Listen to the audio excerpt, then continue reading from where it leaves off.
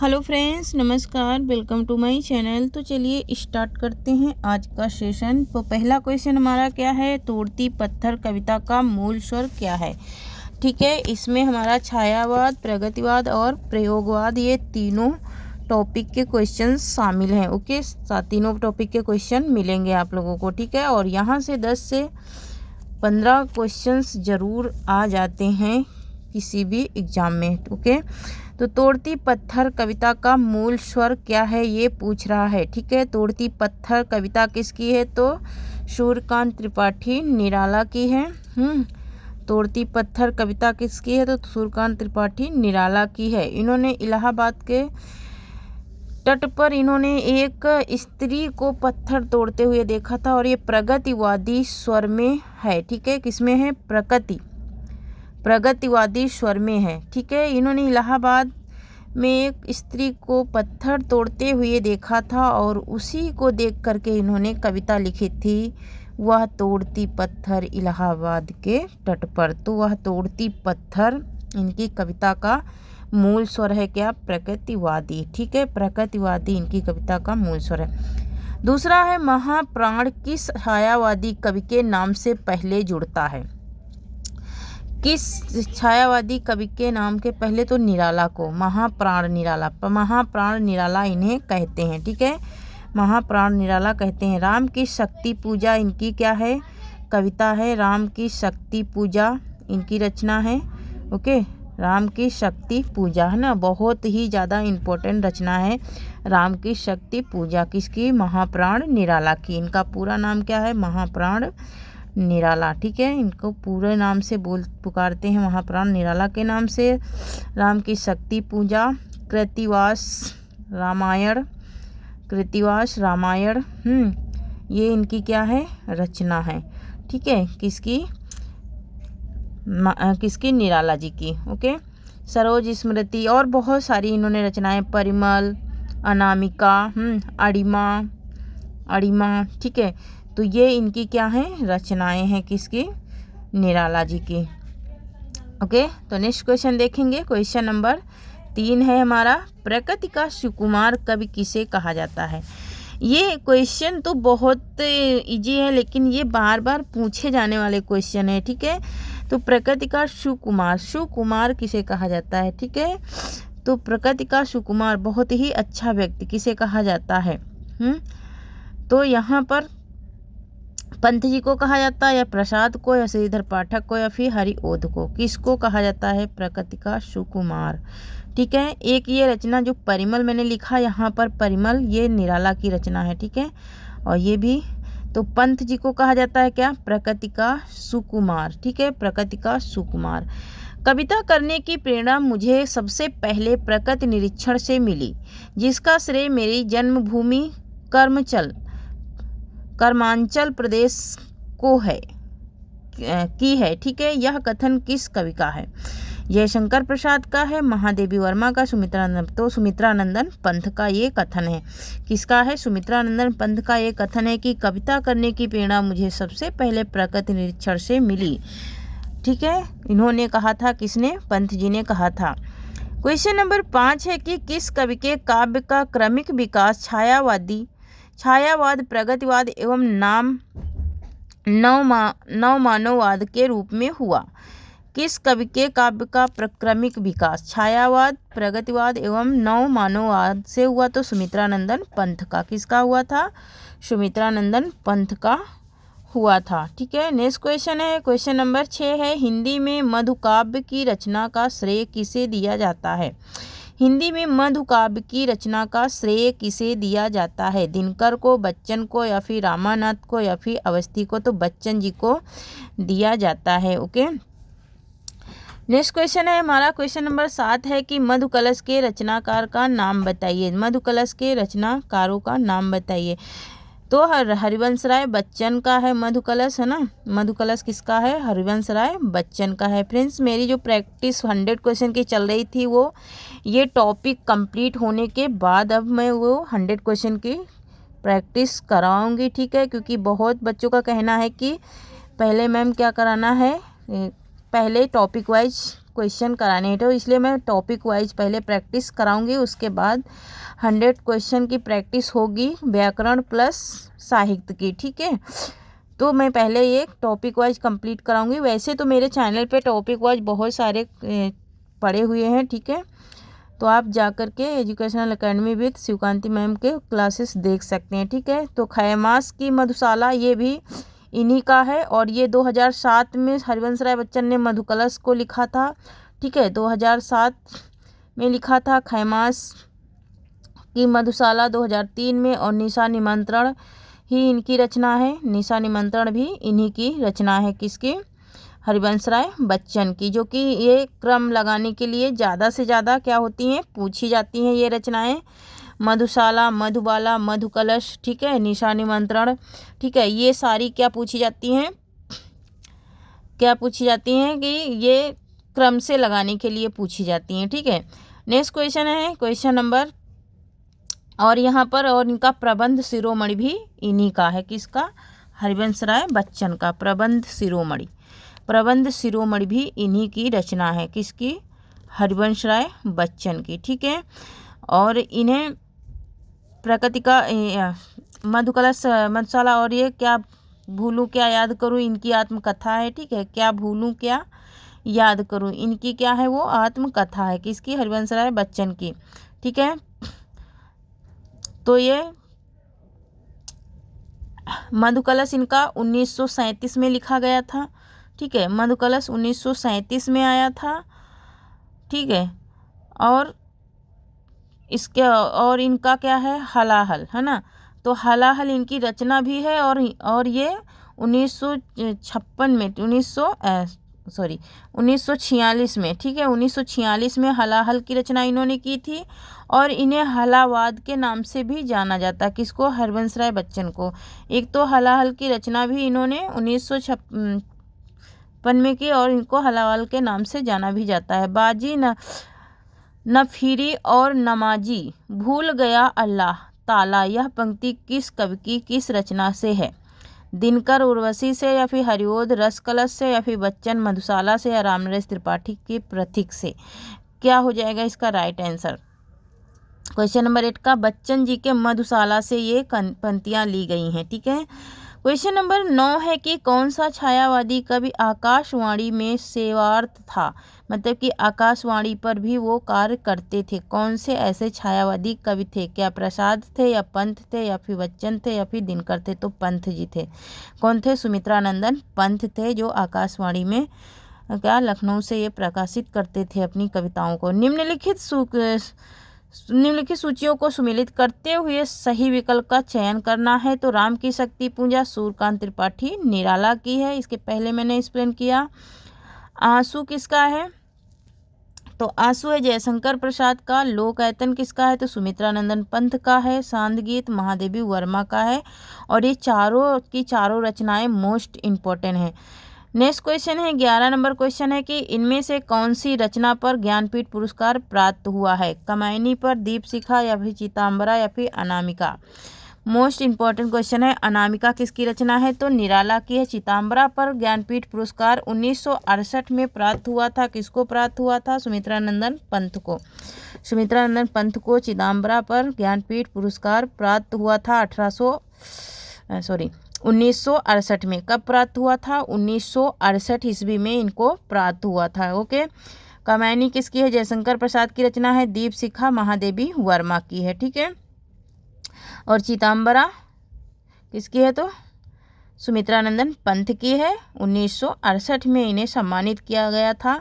इसमें एक कांस्य की मूर्ति है ना, और पल्लो को छायावाद का घोषणा पत्र कहा जाता है। ये भी इन्हीं की रचना है। ठीक है, पल्लो को क्या कहा जाता है? छायावाद का घोषणा पत्र कहा जाता है, और ये भी इन्हीं की रचना है। किसकी? सुमित्रानंदन पंत की। ठीक है, तो इनको छायावाद के उसमें बहुत ही ज़्यादा सम्मान, और इसी जो ज्ञानपीठ पुरस्कार मिलता है इसमें वर्तमान में तो 11 लाख रुपए एक कांस्य की मूर्ति, एक बाग देवी कांस्य की मूर्ति दी जाती है। 11 लाख रुपए नगद दिए जाते हैं।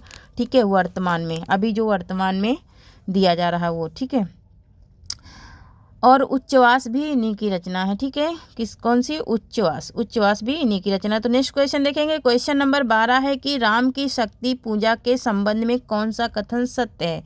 निराला के राम तुलसी के राम से भिन्न नहीं है। निराला के राम अवतारी पुरुष हैं।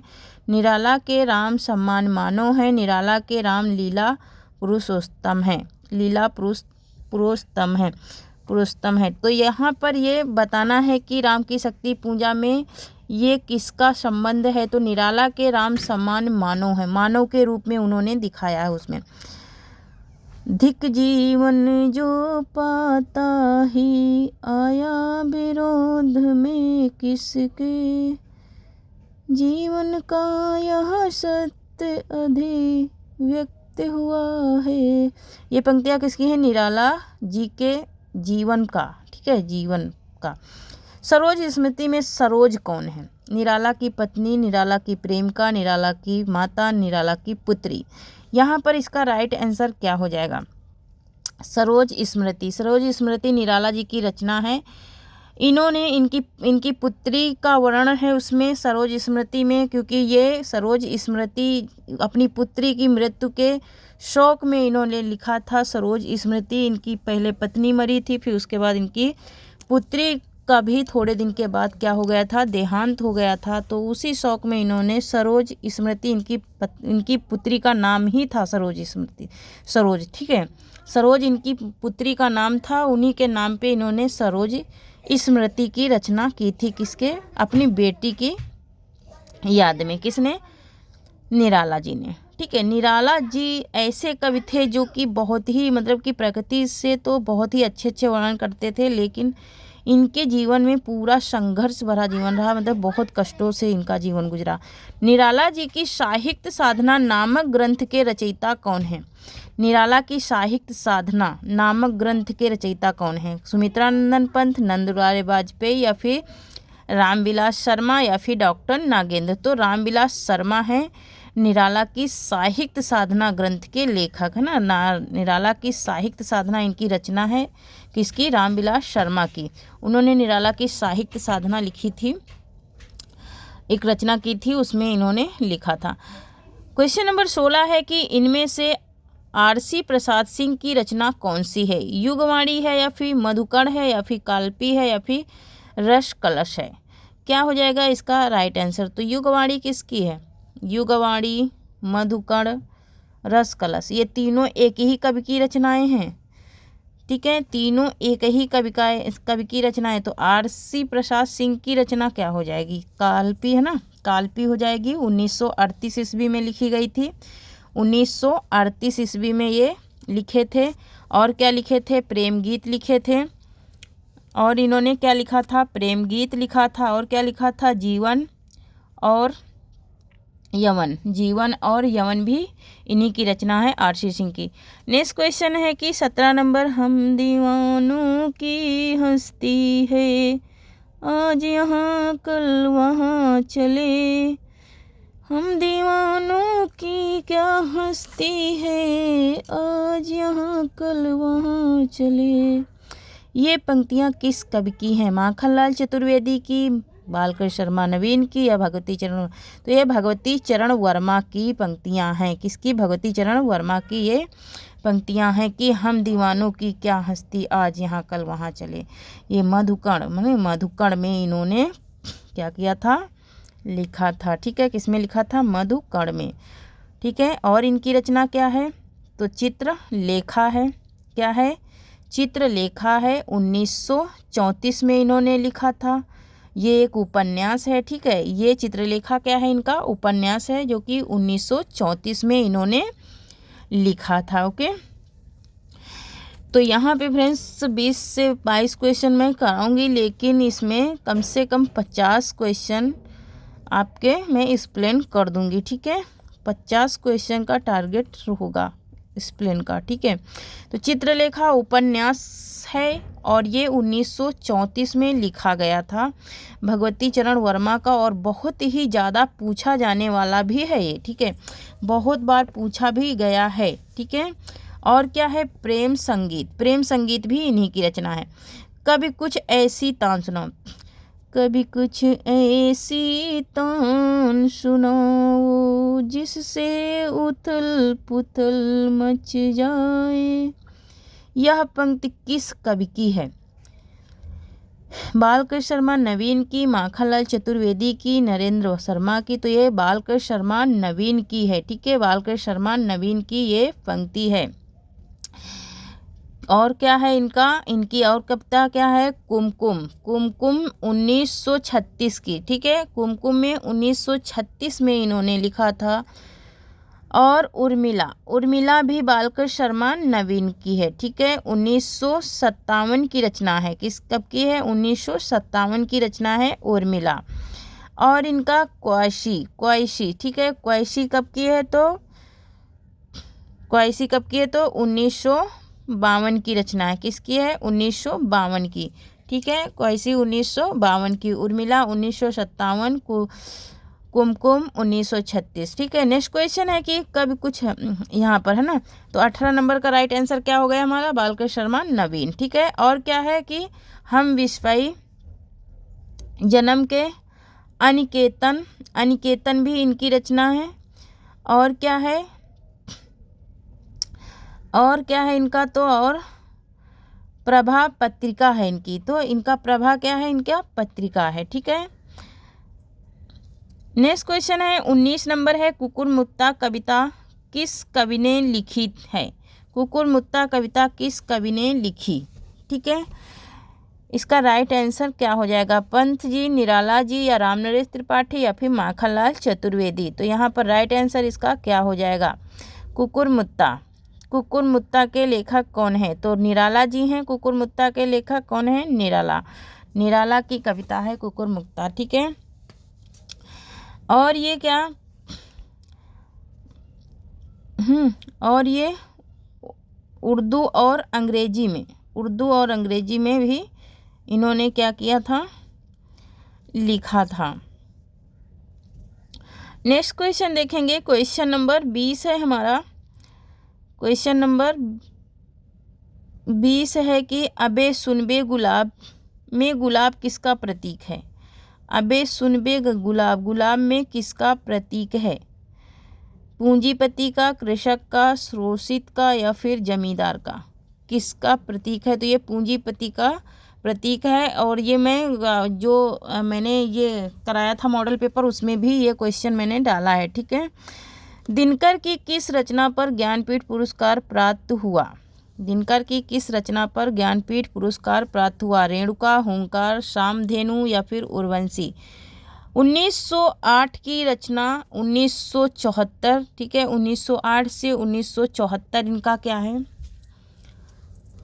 इनका समय है। ठीक है, उर्वशी पर 1961 में इन्हें प्राप्त हुआ था ज्ञानपीठ पुरस्कार। ठीक है, उर्वशी पे किसको? रामधारी सिंह दिनकर को। ठीक है, 1961 में लिखा था इन्होंने, 1972 में इन्हें प्राप्त हुआ था क्या? ज्ञानपीठ पुरस्कार। ठीक है, नेक्स्ट क्वेश्चन देखेंगे, क्वेश्चन नंबर 22 है हमारा।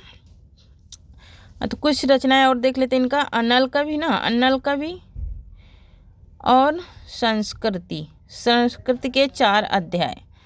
संस्कृत के 4 अध्याय भी इन्हीं की रचना है। संस्कृत के 4 अध्याय भी इनकी बहुत ज़्यादा पूछी जाने वाली रचना है। ठीक है, और ये एक गद्य काल है। क्या है? गद्य काल के कवि हैं। ठीक है,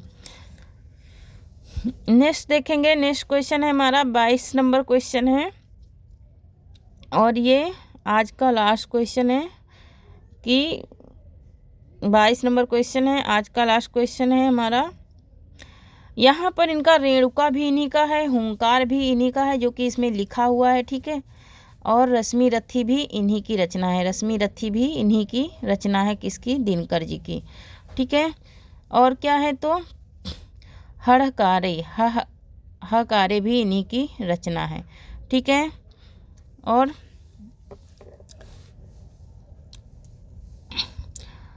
द्वंद्व गीत भी इन्हीं की है। रेणुका भी इन्हीं की है। ठीक है, तो यशोधरा भी इन्हीं की रचना है, 1956 की। ठीक है, 1946 की।